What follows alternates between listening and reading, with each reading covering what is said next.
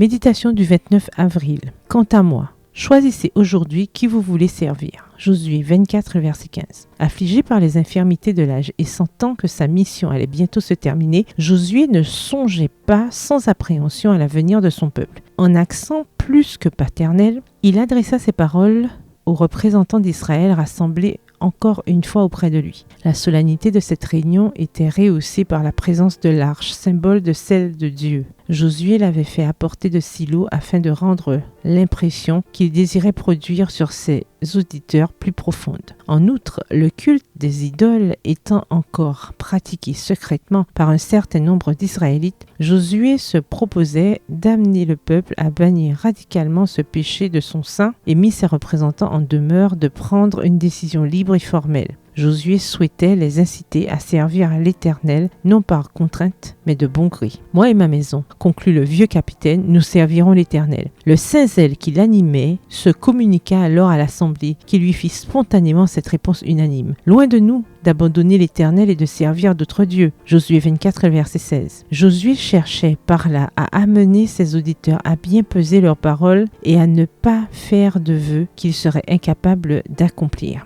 Avec ferveur, tout le peuple répéta sa déclaration. « Non, car nous servirons l'Éternel » au verset 21. Puis l'assemblée consentit sur la proposition de Josué à être témoin contre elle-même du fait qu'elle avait opté pour Dieu. Et elle réitéra solennellement une fois de plus son vœu de fidélité. « Nous servirons l'Éternel notre Dieu et nous obéirons à sa voix » au verset 24. Puis, après avoir couché par écrit ce grave engagement, il le plaça avec le livre de la loi à côté de l'arche. L'œuvre de Josué était terminée. Ce serviteur de l'Éternel reçoit dans l'Écriture le témoignage d'avoir pleinement suivi la voie de l'Éternel. Mais la plus belle attestation qui puisse être rendue à sa mémoire de chef d'État, c'est l'histoire de la génération qui eut le privilège de lui être confiée. Histoire ainsi résumée par le livre inspiré qui porte son nom. Israël servit l'Éternel pendant toute la vie de Josué et pendant toute la vie des anciens qui survécurent à Josué et qui connaissaient toute l'œuvre que l'Éternel avait faite en faveur d'Israël, au verset 31.